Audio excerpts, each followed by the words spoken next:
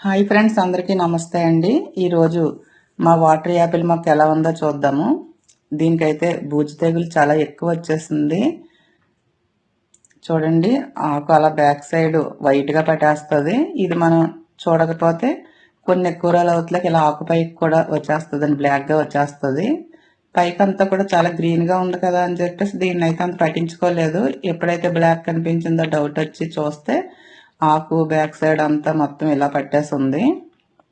ఇది మనం ముందే చూసుకుంటే కొంచెం వాటర్ స్ప్రే చేసేస్తే ఇంక ఏమీ కూడా ఇవ్వక్కర్లేదండి. దీనికి చాలా బాగా తగ్గిపోతాయి. ఇటువంటి ఏ ప్రాబ్లం అయినా, పాదులకు పెయిన్ పట్టేస్తుంటుంది కదా, అవైనా ఇవైనా సరే ఇలాగా వాటర్ స్ప్రే చేస్తే మాత్రం చక్కగా తగ్గుతుంది.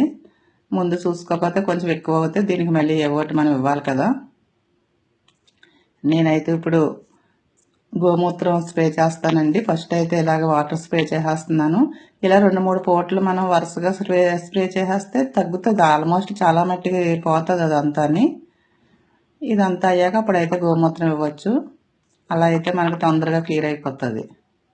ఒక వంతు గోమూత్రానికి 5-6 వంతులు అయితే వాటర్ తీసుకోవచ్చు. ఈ గోమూత్రం కూడా చాలా ఎక్కువ రోజులు నిల్వ ఉన్నదండి. అలా నిల్వ ఉన్నది వాడుకుంటేనే మంచిది. అప్పటికప్పుడు ఫ్రెష్ కన్నా, ఫ్రెష్ అంటే ఒక యాసిడ్ లా ఉంటుంది, అది అంత పవర్గా ఉంటుంది. కొంచెం మనం ఎక్కువ రోజులు నిల్వ పెట్టింది అయితే బాగా పనిచేస్తుంది. ఇదంతా వాటర్ బాటిల్లో, నేనైతే వాటర్ బాటిల్స్ మూతకైతే హోల్స్ పెట్టేసి దాంతో చిమ్ముతాను. అలా అయితే కొంచెం బాగుంటుంది. బయట కొన్న స్ప్రేలు కన్నా నాకైతే ఇలా బాటిలే నచ్చుతుంది. ఇలా కొంచెం ఆకులన్నీ తడిసేలా అయితే ఇలా ఫ్రంట్ నేస్తే కూడా అది తడవదు కదా, బ్యాక్ సైడే దీనికి ప్రాబ్లం అంతా ఉండే వల్ల కొంచెం ఆకులు అలాగా బ్యాక్గా పెట్టి అలాగా మనం స్ప్రే చేసేస్తే చాలా తొందరగా అయితే క్లియర్ అయిపోతుందండి. చాలా బాగా పనిచేస్తుంది. ఆవు మూత్రం దొరికిన వాళ్ళు ఎవరైనా సరే ఆవు మూత్రమే స్ప్రే చేసుకోవచ్చు. ఇదే దొరకకపోతే మనం పొల్లటి మజ్జిగలోని అల్లం, పసుపు, ఇంగువ ఇవన్నీ కలిపి ఇది వరకు నేను చిక్కుడుపాదుకి చూపించాను కదా, అలాగైనా సరే స్ప్రే చేయొచ్చు. మొగ్గు చూడండి, ఇలా ఇప్పుడు కరెక్ట్గా పూత దశలో ఒంట్లలోకి ఇటువంటి ప్రాబ్లం వస్తుంది. ప్రతి సంవత్సరం ఆల్మోస్ట్ ఇలాగే అవుతుంది. వెంటనే చూసుకుంటే తొందరగా పోతాయి.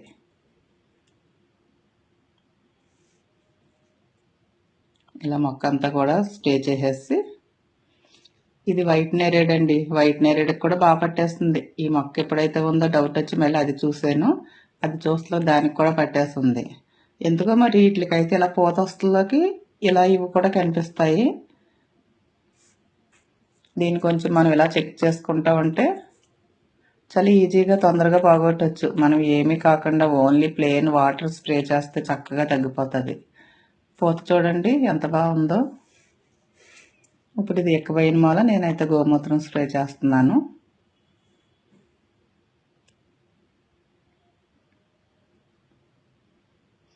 ఈ వైట్ నేరేడ్ కూడా చాలా టేస్ట్గా ఉంటాయండి. కాయలు అయితే బాగుంటాయి. దీంట్లో గింజ చిన్నది ఉంటుంది, కండ అయితే ఎక్కువ ఉంటుంది. చాలా టేస్ట్గా ఉంటాయి వైట్ నేరేడు. ఇదైతే ఆల్ స్పైసీ మొక్క, దీనికి కూడా పట్టేస్తుందండి.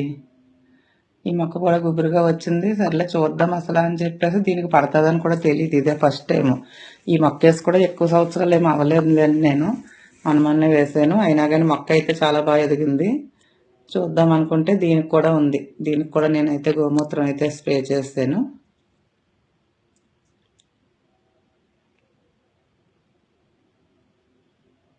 అలా మెయిన్ ఆకులు బ్యాక్ సైడే ఉంటుంది కాబట్టి బ్యాక్ సైడ్కి మనం అయితే స్ప్రే చేయాలి.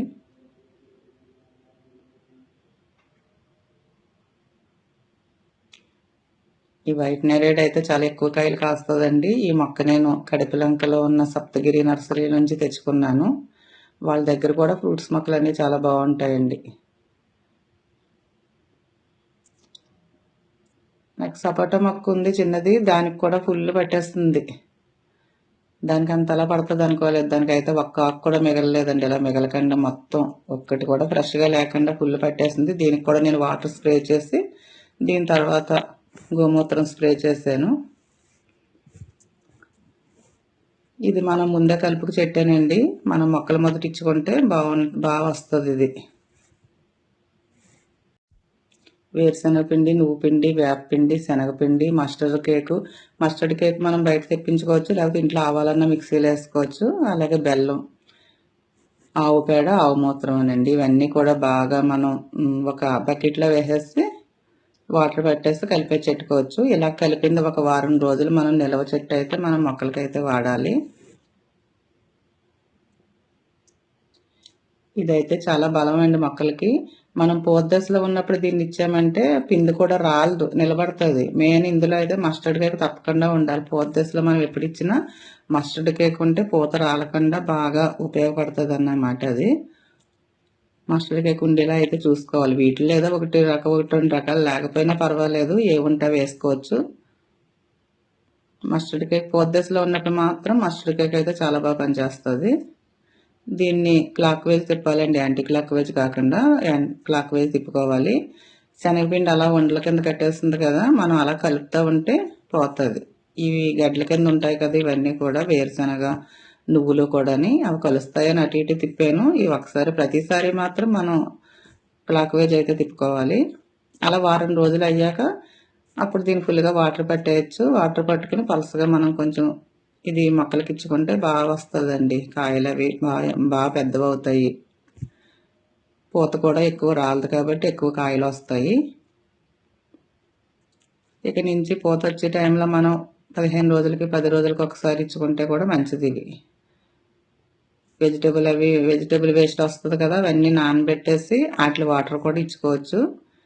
కుండీలు ఏమైనా పెద్దవి ఉంటే ఒక సైడ్గా కూడా ఆ వెజిటేబుల్ వేస్ట్ అది కవర్లో పెట్టేసి కట్టి అలా పెట్టేసినా వాటి నుంచి అలాగా వస్తూ ఉంటుంది కదా, మొక్కలకి బలంగా ఉంటుంది. అలా ఏదో ఒకటి ఇస్తూ ఉంటే పోతున్నప్పుడు మన కాయలు అయితే బాగా వస్తాయి.